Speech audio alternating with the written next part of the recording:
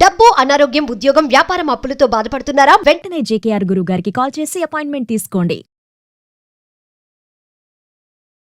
నమస్తే అమ్మా. నమస్తే అమ్మా. శ్రావణ మాసం వచ్చేసింది. అవునమ్మా. సో ముందుగా శ్రావణ మాసం అనగానే మేము దేవుడి గది ఎప్పుడు శుభ్రం చేసుకోవాలి, అమావాస్య ముందు రోజు చేసుకోవాలా చేసుకోకూడదా, ఇలాంటి డౌట్లన్నీ మనం ఒక వీడియో ద్వారా ఆల్రెడీ తెలియజేసేసాం. కాబట్టి శ్రావణ సోమవారాలని మేము ఎలా సద్వినియోగం చేసుకోవాలి? అమ్మ, విష్ణుమూర్తికి లక్ష్మీదేవితో పాటు ఈక్వల్ గా కార్తీక మాసం లాగా శ్రావణ మాసంలో కూడా శివయ్యకి పూజలు చేస్తారంట కదా? అవునమ్మా. కానీ మనకు చాలా మటుకు మనం ఎక్కువ శాతం లక్ష్మీదేవి, గౌరీ మంగళి పూజలు, ఇట్లాగా విష్ణుమూర్తి పూజలే అనుకుంటాం యాక్చువల్ గా. ఇప్పుడు గౌరీదేవి విష్ణువు అమ్మ కాదు కదా? కాదు, మరి మంగళగౌరి చేస్తాం కదా. మంగళగౌరి చేసినప్పుడు విష్ణువు ఎట్లా అయింది? ఆటోమేటిక్ గా శివయ్య వస్తాడంటారా? అంతే కదా. ఇప్పుడు ఎట్లాగంటే శ్రావణ మాసం అనగానే పూర్ణిమ నాడు శ్రవణ నక్షత్రం ప్రాధాన్యం కలిగిన నెల శ్రావణ మాసం. శ్రవణ నక్షత్రం ఎవరిది? వెంకటేశ్వర స్వామి. ఆయనకి చాలా ప్రీతిపాత్రం. అంచేత వెంకన్నకి అంటే విష్ణుమూర్తితో పాటు ఆయన భార్య లక్ష్మీదేవికి ప్రీతిపాత్రం. భర్తకి ఇష్టమైనప్పుడు భార్యకి ఇష్టం కావడం సహజం. మరి ఇక్కడ ఆయన సోదరు ఉంది కదా, ఎవరు? పార్వతీదేవి. అయ్యగారి సోదరి శివుడు, వెంకటేశ్వర స్వామి సోదరే అవుతుంది కదా గౌరీ. అందుకని మంగళవారం అమ్మవారికి. మరి అమ్మవారిని పూజించడానికి ముందు ఎవరిని పూజించాలమ్మా? అయ్యవారిని వెల్కమ్ చేయాల్సిందే కదా. మనది కుటుంబ సంస్కృతి. ఒకళ్ళని పూజించి ఒకళ్ళని నిరసించటానికి నిరసించేటటువంటి పద్ధతి కాదు. కనుక ముందు సోమవారం శివుణ్ణి పూజిస్తారు. అసలు సోమ అంటేనే ఉమతో కూడుకున్నవాడు. ఉమ అంటే పార్వతీదేవి. పార్వతీదేవితో కూడుకున్నటువంటి శివుడు అని అర్థం. సోమవారం శివుడికి ఎందుకు ఇష్టం? అందుకట. మామూలుగా మనం ఏమంటామంటే సోముడు అంటే చంద్రుడు అని కూడా అర్థం. సోమవారం అంటే చంద్ర సంబంధమైనది అని. ఎందుకంటే సూర్యోదయానికి చంద్రహోరే ఉంటుంది సోమవారం నాడు. అందువల్ల చంద్రుడినే పూజించటం, అదే చంద్రుడికే ప్రాధాన్యం ఇవ్వడం కనపడుతూ ఉంటుంది. కానీ దానితో పాటుగా చంద్రుడికి ఆ స్థితి రావడానికి కారణం ఎవరు? శివుడు. ఆయన శిరస్సును ధరించాకే వచ్చాడు, ఆ స్థితికి వచ్చాడు. లేకపోతే ఆయన రోజుకి కాస్త చొప్పున క్షీణించుకుపోతూ ఒక పక్షం అంతా, ఆ తర్వాత నెమ్మదిగా పుంజుకుని పూర్ణచంద్రుడు అవ్వడం, ఇవన్నీ ఉన్నాయి కదా. వీటి నుండి రక్షించటానికి శివుడు తన నెత్తిని ధరించిన తర్వాత ఇంకా ఎటువంటి దోషం చంద్రుడిలో లేకుండా అయిపోయింది. కనుక అటువంటి శివుడికి ప్రాధాన్యం ఉండేటటువంటి రోజు శ్రావణ సోమవారం. కొన్ని ప్రాంతాల్లో, ముఖ్యంగా ఈ తెలంగాణ ప్రాంతం అంతా శ్రావణ మాసం వచ్చిందంటే శివుడికి పూజలు చేస్తారమ్మా. మామూలుగా అన్ని రకాలుగా అన్ని పూజలు చేసినట్టే తెల్లవారుజామున లేవడం, అభ్యంగన స్నానాలు చేయడం, శివుడికి అభిషేకాలు చేయడం, ఒక్క పొద్దు ఉండడం, పగలంతా ఉపవాసం ఉంటారు. చీకటి పడిన తర్వాతే భోజనం చేయడం. ఇంటికి ఎవరైనా వస్తే తాంబూలం ఇస్తారు. శివుడికి పూజించిన తర్వాత ఇంటికి వచ్చినటువంటి వారికి తాంబూలం ఇచ్చి, అంటే ప్రత్యేకంగా మంగళవారాలు శుక్రవారాల్లో లాగా పేరంటానికి పిలిచి చేయడం కాకుండా వచ్చినప్పుడు వారికి ఇంటికి ఎవరన్నా రావాలని కోరుకుంటారు, ప్రత్యేకంగా పిలిచినట్టు కాకుండా తాంబూలం అది ఇచ్చి పంపిస్తూ శివుడి యొక్క అనుగ్రహం తమ మీద బాగా ఉంది అని అనుకుంటారు. ఎందుకంటే ఈ శ్రవణ నక్షత్రానికి సంబంధించి ఆయన గారు కూడా ఉంటారు, ఎవరు? శనైశ్చరుడు కూడా ఉంటాడు. ఆయన బాధ పోగొట్టుకోవడానికి చాలా పనికొచ్చేది. కనుక శివుడిని అర్చించడం కూడా ఇందులో భాగంగా మనకు కనపడుతూ ఉంటుంది.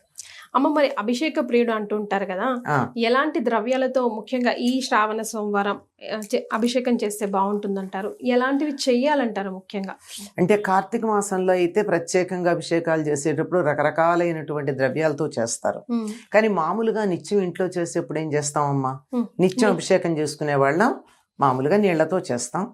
ఆ నీళ్లలో ఇది వేస్తాం, ఇది మనం దొరికితే బిల్వపత్రం. దీనికన్నా కూడా దొరికితే ఆవు పాలతో అభిషేకం చేస్తాం. ఆవు పాలంటే ప్యాకెట్లలో ఆవు పాలు కాదమ్మా, దాంట్లో కెమికల్స్ ఆల్రెడీ కలిసి ఉంటాయి. నిలవ ఉండడానికి కెమికల్స్ వేస్తారు కదా. అంచేత శివుడికి మంచిది కాదు, మనకి మంచిది కాదు. అనేకమైనటువంటి శివలింగాలు పాడైపోవడం జరుగుతోంది ఈ మధ్య పాలతో అభిషేకం చేసి. అంత అందుకే అంటే కవచం చూడండి. పెట్టేశారు. ఎక్కడ భీమవరం ఉమ్, మొదలైనటువంటి ప్రాంతాలన్నీ కూడా శివుడికి కవచం పెట్టేసి నేరుగా అభిషేకం చేయడానికి దూరంగా పెట్టారు. ద్రాక్షారామం, ఆరామ క్షేత్రాలన్నీ. ఉమ్, ఎందుకంటే అవి సహజంగా వెలిసినటువంటి శిలారూపాలు. ఉమ్, ఈ ఈ నిలవ ఉండడానికి యూరియానే ఏదో కలుపుతారు, అందులో ఇంకా చాలా కెమికల్స్ కలుపుతారు. ఉమ్, అంతెందుకండి, మన ఇంట్లోనే ఉండాలి అంటే కాస్త బేకింగ్ సోడా వేస్తాం. వేస్తాం. మరి ఇవన్నీ కలిపి నిలవ ఉండడానికి ఇంకా వాళ్ళు పెద్ద ఎత్తున అన్నీ వేస్తారు. ఇవన్నీ వేసి తయారైనటువంటి ఆ పాలు గనక స్వామి నెత్తిన పూసినట్టయితే ఉమ్, అరే అవసరమా ఆయనకి? ఉమ్. మళ్ళీ తీర్థ రూపంలో మనమే కదా పుచ్చుకుంటాము అమ్మ. పుచ్చుకుంటాం, కానీ ఆయనకు అవసరం లేదు కదా. మనం బయట విషం తాగడానికి సిద్ధపడి రెడీగా ఉన్నాం కదా మరి అని నేను అంచేత కాదు. ఆల్రెడీ గరళ కంటుడు ఆయన.